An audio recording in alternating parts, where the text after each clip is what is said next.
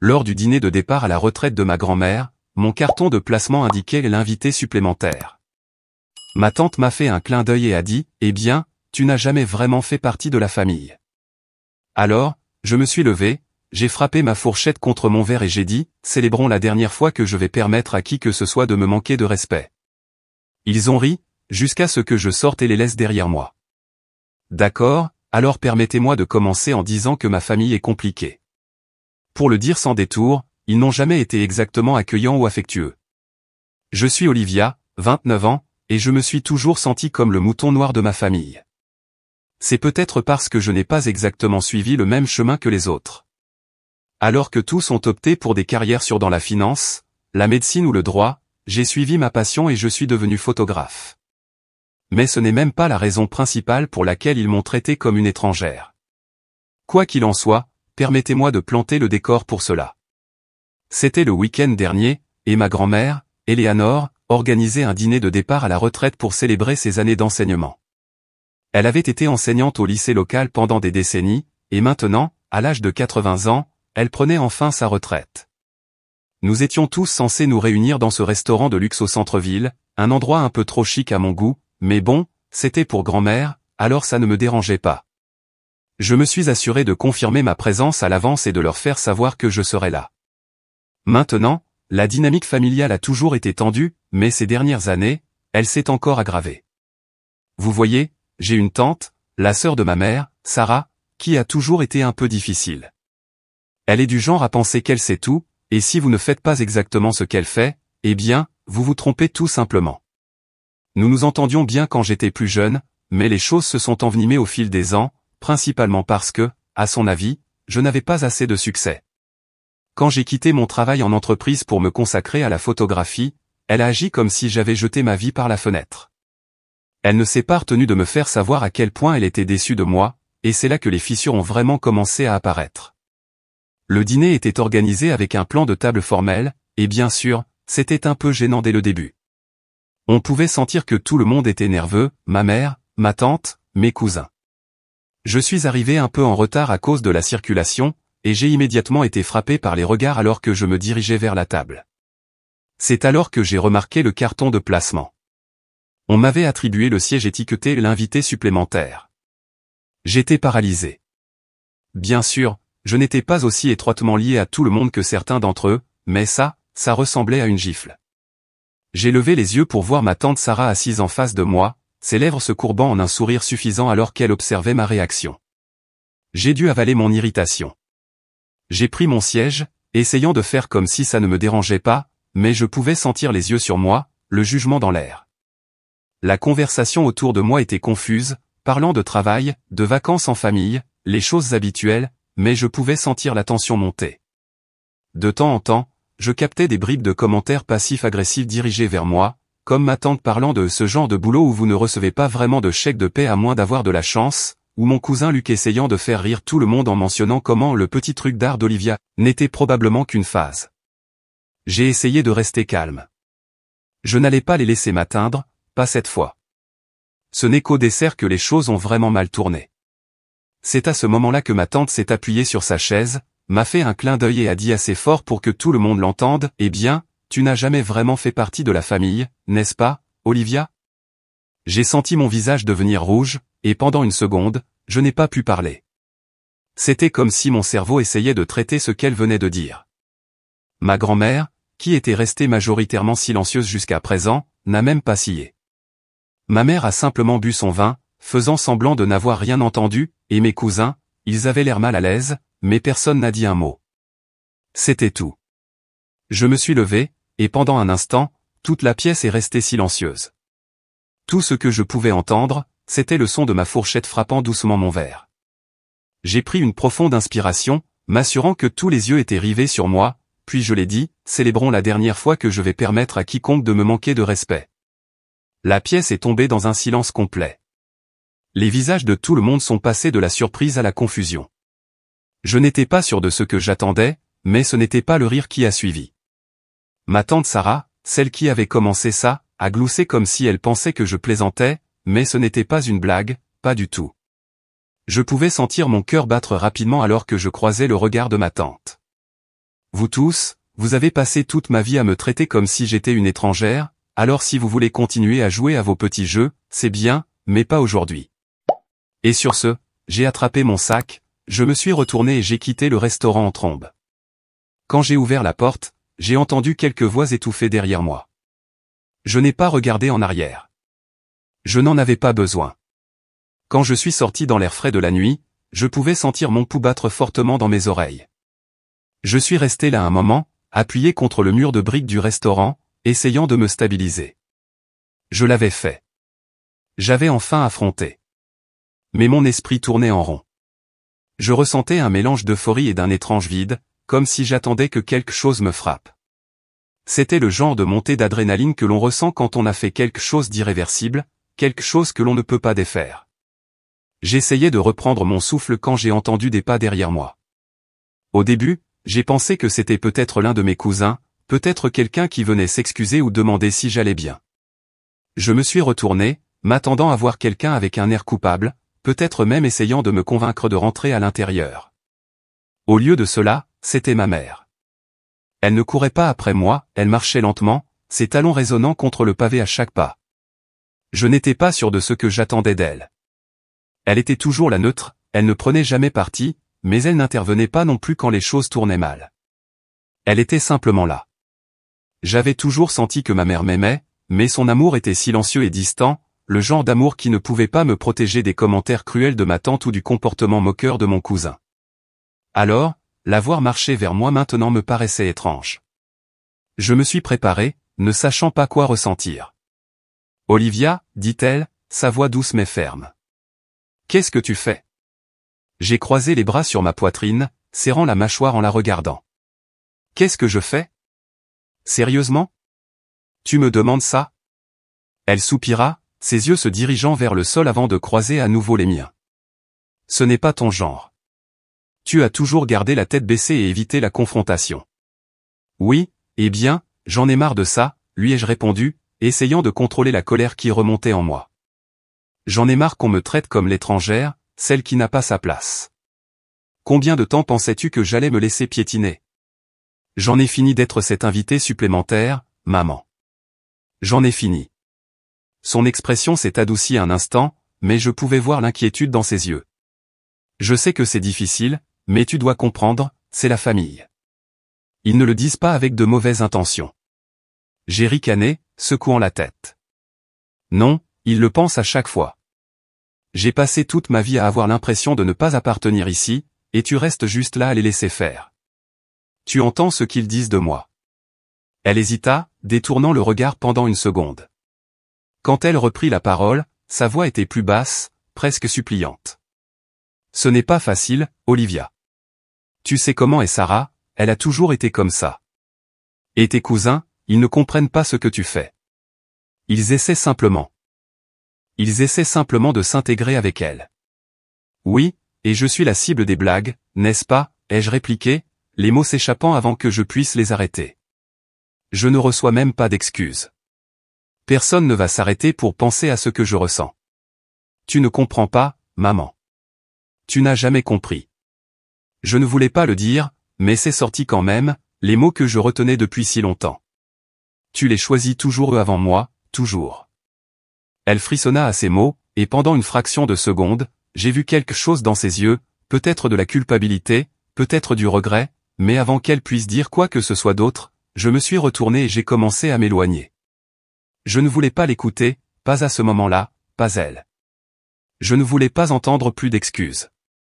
Je pouvais l'entendre m'appeler, mais je ne me suis pas arrêté. Mes pieds bougeaient plus vite, presque comme s'ils m'éloignaient de tout ce gâchis, de tout ce qui avait mené à ce moment. Je n'étais même pas sûr d'où j'allais, je savais juste que j'avais besoin de distance, d'espace pour penser, pour respirer. Les lumières de la ville sont devenues floues autour de moi alors que je marchais, et je me suis vite retrouvé devant un petit café à quelques pâtés de maison du restaurant. J'avais besoin de café. J'avais besoin d'un moment pour éclaircir mon esprit. Je suis entré, la cloche au-dessus de la porte tintant doucement quand je suis entré. L'endroit était presque vide, seulement quelques personnes penchées sur leurs ordinateurs portables. La tranquillité était un soulagement, presque comme un baume pour la douleur qui s'était installée dans ma poitrine. J'ai commandé un café, la chaleur amère de celui-ci faisant peu pour calmer la colère qui bouillonnait encore sous la surface. Quand je me suis assise à une table près de la fenêtre, j'ai sorti mon téléphone de mon sac presque instinctivement. L'écran s'est illuminé avec une notification de mon cousin Luc. Je l'ai fixé pendant quelques secondes avant d'ouvrir le message. Luc et Olivia, je ne sais pas de quoi il s'agissait tous à ce soir, mais tu n'aurais vraiment pas dû partir comme ça. C'était juste une blague. Je suis resté à regarder le message pendant un long moment, mes doigts flottant au-dessus du clavier. J'étais tellement tenté de répondre, d'écrire tout ce qui s'était accumulé en moi pendant des années, mais je ne l'ai pas fait. Au lieu de cela, j'ai posé mon téléphone sur la table, appuyant mon menton sur ma main en regardant dans la rue. Que étais-je censé lui dire? À aucun d'eux. Il était maintenant clair pour moi, aucun d'eux ne me voyait de la même manière que je me voyais moi-même. Ils ne se souciaient pas de comprendre qui j'étais ou pourquoi je faisais les choses que je faisais. Ils se souciaient seulement de leur petit monde, de leurs règles, de leurs attentes. Et j'avais passé toute ma vie à essayer de m'intégrer dans ce monde, mais je ne pouvais plus le faire. J'avais quitté le dîner, mais je n'étais pas sûr de ce que je devais faire ensuite. Ma tante serait furieuse, mes cousins probablement ennuyés, et ma mère, eh bien, ma mère était encore quelque part là-bas, dans le restaurant, prise au milieu de tout. Elle ne m'avait pas suivi à l'extérieur, pas même pour voir comment j'allais. J'avais l'impression qu'elle arrivait toujours un peu trop tard pour intervenir quand j'avais besoin d'elle. Mais peut-être qu'il était temps d'arrêter de l'attendre. Peut-être qu'il était temps d'arrêter d'attendre aucun d'eux. Alors que je buvais mon café, j'ai senti le poids familier de l'incertitude me peser. J'avais pris position ce soir, mais et maintenant? Et puis le message suivant est apparu, cette fois de ma mère. Maman, Olivia, s'il te plaît reviens. Parlons-en. Je suis resté à regarder le message de ma mère pendant un moment, mon pouce flottant au-dessus de l'écran. Une partie de moi voulait répondre, lui faire savoir que j'allais bien, mais une autre partie de moi, la partie qui avait été réduite au silence pendant si longtemps, n'était pas prête à céder, pas encore. J'avais été celle qui arrangeait toujours les choses, celle qui trouvait des excuses au comportement de ma famille, mais ce soir était différent. Je n'ai pas répondu à son message. Au lieu de cela, j'ai fermé mon téléphone et je l'ai posé face contre table. Je n'avais pas besoin d'entendre plus d'excuses ou d'explications vides. Je les avais toutes entendues auparavant, et elles n'ont jamais rien donné. Chaque fois que quelque chose tournait mal, ma famille offrait un désolé ou passons à autre chose, mais rien ne changeait. Rien ne changeait. Une clochette douce a tinté lorsque la porte du café s'est ouverte, et j'ai levé les yeux instinctivement. J'espérais à moitié que ce soit ma mère, me suivant comme elle le faisait toujours quand je m'éloignais d'une confrontation, mais ce n'était pas elle. C'était Sarah, ma tante. Elle est entrée, ses talons résonnant fortement contre le sol, sa présence remplissant immédiatement le petit espace. Mon estomac s'est noué.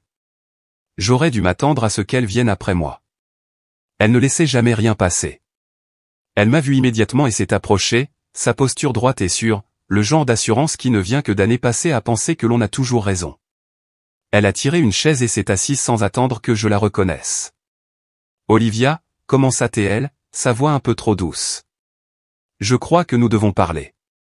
Je n'ai pas répondu tout de suite. J'ai simplement pris une autre gorgée de mon café, laissant le silence s'installer entre nous. Elle soupira comme si c'était la chose la plus épuisante qu'elle ait jamais eu à faire. Je ne sais pas pourquoi tu as fait une scène pareille hier soir. Tu sais que c'était juste un dîner de famille. Nous célébrions tous grand-mère, et tu as dû tout gâcher. J'ai ressenti un éclair d'incrédulité, de colère. Tout gâché? Elle était assise là, agissant comme si c'était moi qui avais causé le drame. Ma mâchoire s'est crispée, mais j'ai gardé une voix calme. Je n'ai rien gâché. Vous tous, vous me traitez comme une étrangère depuis des années. Vous ne pouvez pas agir comme si ce n'était qu'un petit malentendu. Ses yeux se sont légèrement plissés, les coins de sa bouche se courbant en un léger sourire. Olivia, tu as toujours été si dramatique. C'est épuisant. Tu as toujours été si sensible. Tu crois vraiment que tout le monde essaie de t'avoir? J'ai senti un rire amer et aigu bouillonner dans ma poitrine. Essayez de m'avoir, ai-je répété. Non, Sarah, vous n'essayez pas de m'avoir. Vous êtes simplement tellement habituée à obtenir tout ce que vous voulez que vous ne vous rendez même pas compte quand vous piétinez les gens. Vous ne voyez même pas ce que vous avez fait. Son expression n'a pas changé. Elle n'a même pas bronché. Et tu es la victime, n'est-ce pas? Toujours à te faire passer pour une martyre. C'était comme si un interrupteur s'était enclenché en moi alors. Ma patience, qui avait toujours été mince quand il s'agissait de Sarah, a finalement cédé. J'ai posé ma tasse de café, mes mains tremblant légèrement alors que je serrais mon poing sur la table. Tu t'entends, lui ai-je répondu, ma voix maintenant plus froide. Tu n'assumes jamais la responsabilité de rien, n'est-ce pas? Tu me reproches toujours tout. Tu m'as fait me sentir petite pendant des années, Sarah, toujours en disant que je n'étais pas assez bonne, toujours en me rappelant que je n'avais pas autant de succès que toi. Tu crois que je ne m'en rends pas compte? Tu crois que je ne vois pas comment tu as fait tourner chaque événement familial autour de toi? Elle n'a même pas semblé s'émouvoir. Au contraire, son sourire s'est élargi. Je ne crois simplement pas que tu comprennes l'importance de la famille, Olivia. Tu es tellement absorbée par ton petit passe-temps, ton petit truc de la photographie, que tu oublies ce qui compte. Tu n'as jamais cherché à t'intégrer, et c'est bien, mais ne viens pas ici, ne fais pas tout tourner autour de toi et ensuite t'attendre à ce que je m'excuse. C'est toi qui as rendu la situation inconfortable hier soir, pas moi. Je pouvais sentir la chaleur monter dans ma poitrine. Passe-temps, ai-je répété, ma voix tremblant de fureur. Tu crois que j'ai travaillé dur pendant des années juste pour que tu me rabaisses comme ça? Tu crois que ma carrière, ma vie est une blague? Tu crois que je ne me suis pas rendu compte que toi et ta famille parfaite me faisiez constamment sentir que je n'étais pas à la hauteur? Elle s'est appuyée sur sa chaise, me regardant avec cette même expression condescendante qui me faisait me sentir comme si j'étais à nouveau une enfant. Tu n'as jamais fait partie de cette famille, Olivia. Je ne crois pas que tu le seras jamais. Tu as toujours regardé de l'extérieur. Tu es trop têtu pour t'en rendre compte. J'ai senti mon sang se glacer à ces mots. Je pouvais les entendre résonner dans ma tête encore et encore, tu n'as jamais fait partie de cette famille. Et c'était tout. C'était le dernier clou dans le cercueil. Je me suis levé brusquement, repoussant ma chaise avec tellement de force qu'elle a raclé contre le sol. Sarah a haussé un sourcil, ne s'attendant clairement pas à ce que je réagisse de cette manière. J'en ai fini, ai-je dit, ma voix ferme, mais chaque mot coupant l'air comme un couteau. J'en ai fini d'essayer de m'intégrer avec des gens qui se soucient éperdument de ce qui m'arrive.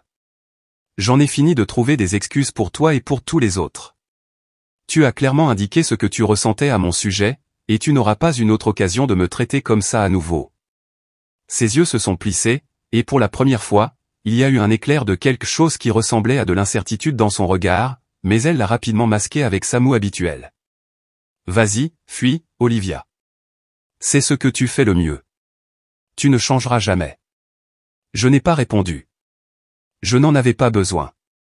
J'ai quitté le café sans regarder en arrière, mais quand je suis sorti dans l'air froid de la nuit, une pensée s'est installée dans mon esprit, ce n'était pas encore fini. Non, je n'allais pas les laisser me piétiner plus longtemps. Ce n'était pas la fin, loin de là. Le chemin du retour à ma voiture a semblé prendre plus de temps que d'habitude, bien que je ne sois pas sûr que c'était juste mon esprit qui me jouait des tours. Chaque pas était plus lourd que le précédent, comme si je portais quelque chose de bien plus que le poids de mon corps. Mon estomac s'est noué avec un mélange d'incertitude et de détermination. Je m'étais éloigné du dîner de famille, mais dans mon cœur, je savais que ce n'était pas suffisant. Il y avait encore des affaires en suspens. J'en avais fini d'être celle qui se taisait, d'être la gentille fille, celle qui laissait passer les choses et essayait de maintenir la paix.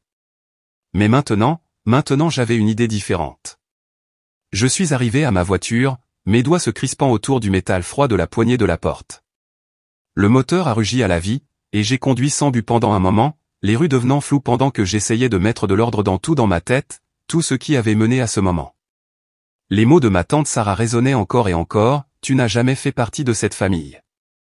Tu es trop têtu pour t'en rendre compte. Plus j'y pensais, plus je réalisais à quel point elle avait raison, bien que pas de la façon dont elle le pensait. J'étais têtu. J'avais passé des années à lutter pour m'intégrer dans une famille qui ne m'a jamais voulu là. Mais maintenant je voyais clairement. Je n'avais pas besoin qu'ils m'acceptent. Ce dont j'avais besoin, c'était qu'ils comprennent enfin qui j'étais vraiment. Et pour cela, je devais m'assurer qu'ils me verraient d'une manière qu'ils ne l'avaient jamais fait auparavant. Mon téléphone a vibré sur le siège passager, me sortant de mes pensées. J'ai regardé l'écran. C'était un message de Luc, mon cousin. Luc, Olivia, je comprends que tu sois contrarié, mais tu ne peux pas simplement tout jeter par la fenêtre pour quelque chose de petit. Ne sois pas si dramatique. Je suis resté à regarder le message, un étrange calme envahissant. Quel culot. Il avait toujours été le gentil, celui qui prétendait être neutre, mais je le savais mieux. Il était aussi complice que Sarah, tout aussi à l'aise dans le rôle du préféré de la famille. Je n'avais jamais été assez bonne à ses yeux, et j'étais fatigué de faire semblant de ne pas le voir. J'ai tapé une réponse, les mots coulant de moi sans hésitation. Moi, peut-être que je suis fatigué d'être celle qui pardonne toujours.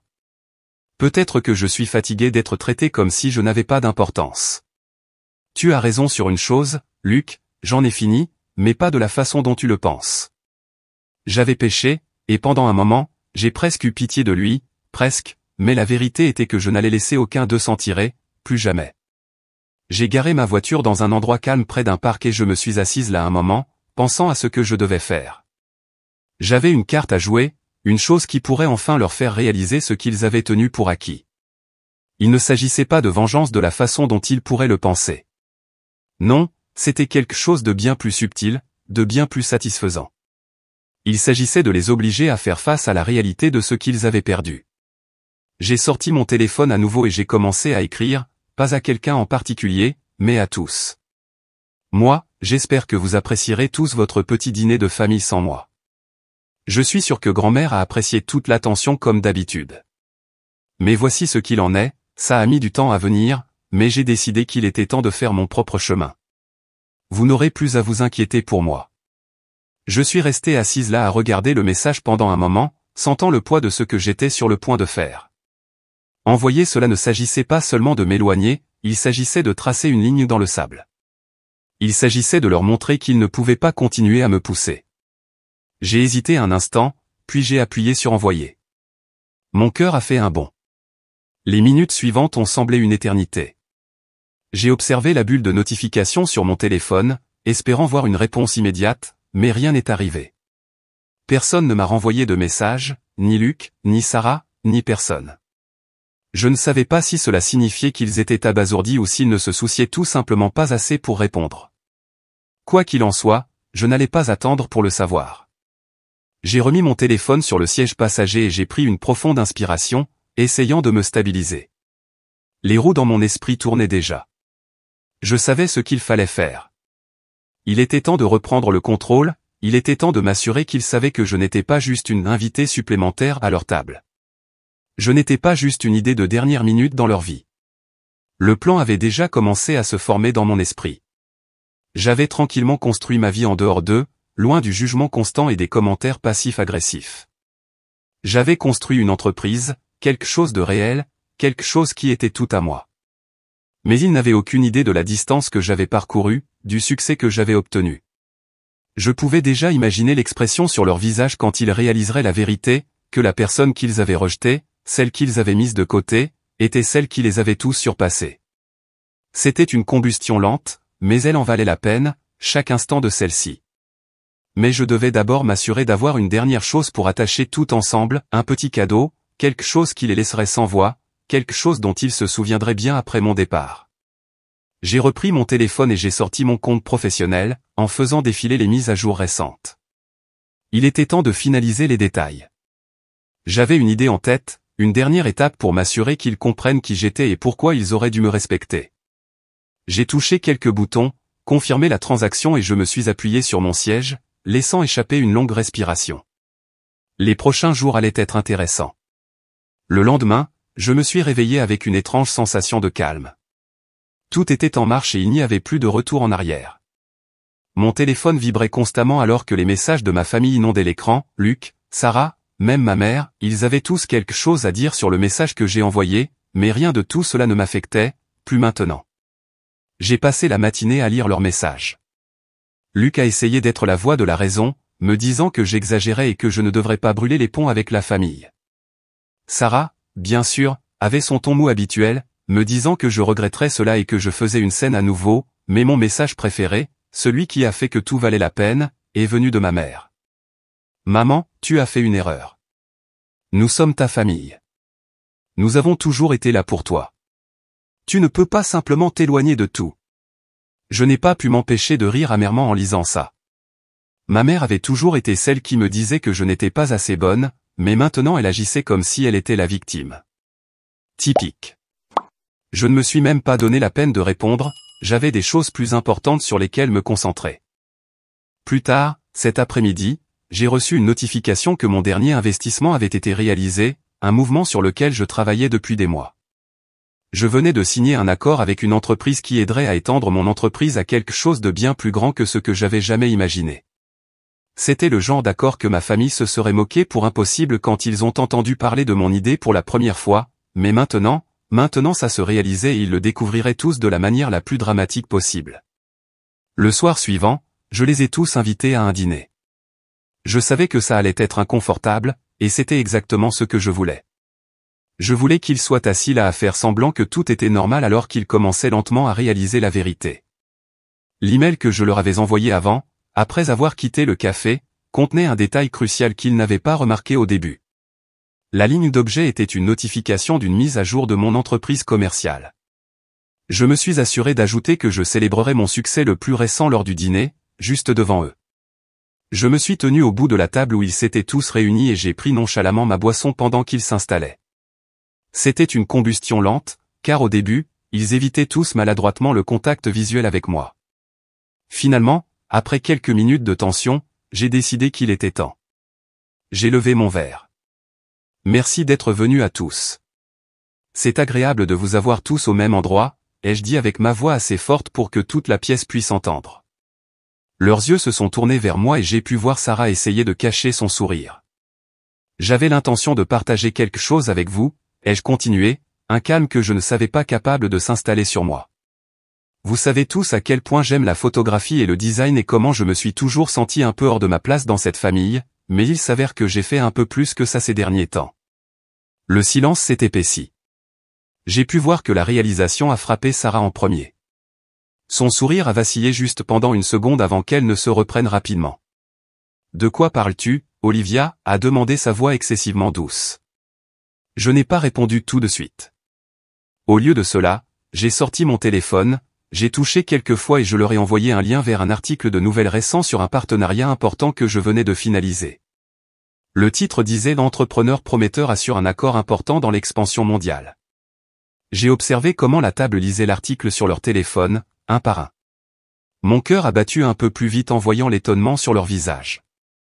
Les expressions suffisantes ont fondu et ont été remplacées par l'incertitude. Tu es sérieuse ?» a demandé Luc avec sa voix basse et l'incrédulité claire dans son visage. Je travaille sur ça depuis la dernière année et maintenant ça se réalise finalement, je ne suis plus juste cet invité supplémentaire, je suis quelqu'un à qui ça vaut la peine de faire attention. C'est Sarah qui a craqué en premier. Tu ne peux pas être sérieuse, comment as-tu pu faire ça sans nous le dire? Sa voix s'est brisée légèrement, sa contenance s'est égarée. J'ai souri. Oh, je vous le disais tout le temps, je ne crois simplement pas que vous écoutiez. Chaque fois que j'essayais de vous parler de mon travail, vous m'ignoriez ou vous vous moquiez de moi. Eh bien, maintenant vous devrez me prendre au sérieux parce que je ne vais nulle part, j'ai construit ça par moi-même. Le visage de Luc est devenu rouge vif avec la réalité de la situation qui s'enfonçait. Je ne le savais pas, pourquoi ne nous l'as-tu pas dit? Parce que vous vous en fichez, ai-je dit simplement. Vous ne vous en êtes jamais soucié, j'ai appris il y a longtemps que je n'ai pas besoin de votre validation, je n'ai besoin d'aucun de vous pour me dire que je suis assez bonne. Je suis assez bonne parce que je le sais. Finalement, après ce qui a semblé une éternité, Sarah s'est levée. Son visage était rouge de colère, mais il y avait un éclat de quelque chose d'autre dans ses yeux, quelque chose que je ne devinais pas tout à fait. Tu crois que tu as gagné, n'est-ce pas, a-t-elle sifflé. Tu crois que nous allons tous nous asseoir ici et te féliciter comme si tu étais une sorte de héros, tu n'es rien de plus qu'une honte. Je me suis levé en la confrontant maintenant et pour la première fois dans ma vie je ne me suis pas sentie petite. Non, Sarah, je ne suis pas une honte, je suis finalement moi-même et tu ne peux plus contrôler ça. Pendant un moment elle m'a regardé fixement, mais ensuite elle a tourné les talons qui ont cliqué contre le sol alors qu'elle sortait de la pièce. Luc l'a suivi de près avec son visage un mélange de confusion et de déception et ma mère, elle n'a pas dit un mot, elle s'est juste assise là à me regarder et pour la première fois j'ai vu son incertitude, son regret. Il était trop tard pour les excuses, trop tard pour tout. J'ai regardé les sièges vides à la table sentant une étrange sensation de fermeture. Ils étaient tous partis me laissant seul dans cette pièce, mais pour la première fois depuis longtemps, je n'avais pas peur d'être seul, j'étais libre.